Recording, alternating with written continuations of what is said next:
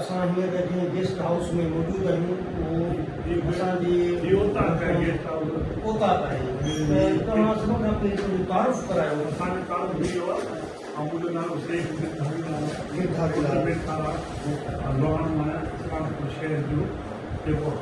हिते मूंखे 1974 में यानी भारत में दवाऊं स्टोर मेडिकल स्टोर खोलियो 71 जंग लॻी जी लाइ सॼो वियो इंडिया अच्छा अच्छा हाणे इंडिया जी फौजी पाकिस्तानी फौजी का हुई पर कम जी खाणी उते मूं मैट्रिक पास करे मेडिकल स्टोर दवाऊं मैट्रिक कॾहिं पास कयो 1974 जी मैट्रिक उते पढ़ंदो मूं बि कोन को अहिड़ो होशियारु हुआसीं की दवाऊं स्टोर खुलियोसीं हिंदी में पढ़ो कान्हे ट्रस्ट मेडिकल उहो दवा जो स्टोर खुलियोसीं जेको हुते दवा हिते को बि करे कोन्हे आहे किथे मेडिकल स्टोर किथे वञो हुयो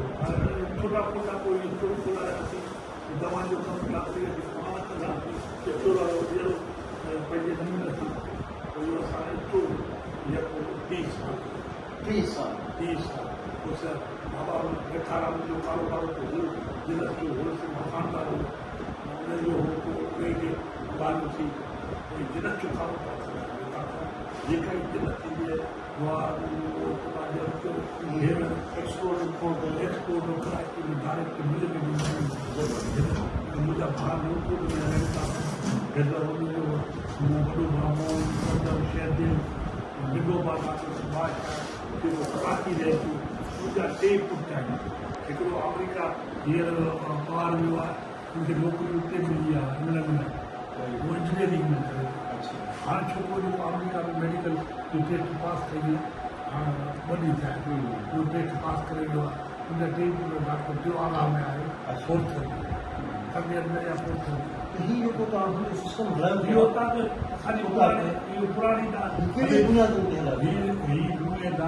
लूणीअ खां असांजो हले पई लूणियूं संबंध उते असां ॾाढा रहंदा तॾहिं गाॾियूं केतिरा हुन वक़्त में ई मां वरी पुछंदा हुआ त किथे उतारो जहिड़ी वेहूं मानी खाऊं खे टकूं उहो सिस्टम त हलंदो रहियो पोइ बाबा में हलायो बाक़ाइदे अच्छा पोइ 2004 बाबा गुदाल में खारां 2004 हा पोइ इनजो तव्हां संभालियो सॼो पुट इस्लामपुर टाउन कमेटी जो चेयरमैन आहे सही तव्हांजो 2018 में चेयरमैन हो हाणे 23 में बिना मुक़ाबिले ज़बरदस्त 2 पुट आहिनि 2 न्याणियूं आहिनि हेॾी न्याणी डॉक्टराणी आहे जेका हाणे दुबई में पंहिंजो जॉब करे 17 महीना हिते नौकिरी कई मेडिकल जेको वीचार लूस आई न त लूस खड़ी डॉक्टर छोकिरियूं डॉक्टराणी खड़ो उन में उन डॉक्टराणी थी नंगर जो ऑर्डर थियो पोइ सलामपुर जो रहे उन में असां वरी उनखे थोरो टिपिकल करे सलामपुर 17 महीना नौकिरी कई अच्छा सही ही केतिरो एकड़ में आयो उतां 2 एकड़ 3 एकड़ में ज़मीन सॼी पंहिंजी आहे 2 एकड़ में आहे पर हिते ऐं मुंहिंजो कारोबार आहे गॾु भाड़ा जी ग्वार जा मुंग जा हेरण जा हीअ छोकिरा असांजो विज़िट बुक पियो आहे उहो थोरो पढ़ी वठूं इहो असांजे लाइ ॾाढो अहम आहे माण्हू आया डीसी मंगी लिखियो आहे हा श्री मेठाराम महिमान नवाज़ी यादि आहे जेको मूंखे 52 जा फर्जा डिश खाराई 52 जा किताब में लिखियल मां बि लिस्ट जंहिंजो महिमान 2-2.5 खां कुझु सस्तो अगरि को महिमान तव्हांखे बुक कराइनि तकरीबन कोन कंदा आहियूं पोइ मजबूर पंहिंजे नमूने सां हाजी प्रताप जो इहो हिन माण्हू न वियासीं हाणे हिन खां ईअं कोन थियो पुछिबो त या ॾे या ख़र्चु छोकिरी ॾेई वञे उहो ॻाल्हि परे हाणे हीअ हिनखे एतिरा पैसा ॾींदा इहो असांजो अॼु खां कोन थो इहो असांजो नालो आहे बाक़ाइदे किथे ई घर में वञो पार्कर वञो किथे ई वञो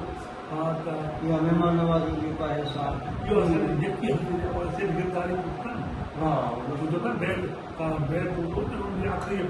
मुस्करा आहे अच्छा हा उहो बाक़ाइदे उहा वञासीं विज़िट तो पढ़ाऊंगा इहो किताबु सुलेमान राशिद जी को आहे सुलेमान राशिद जी हा उनजी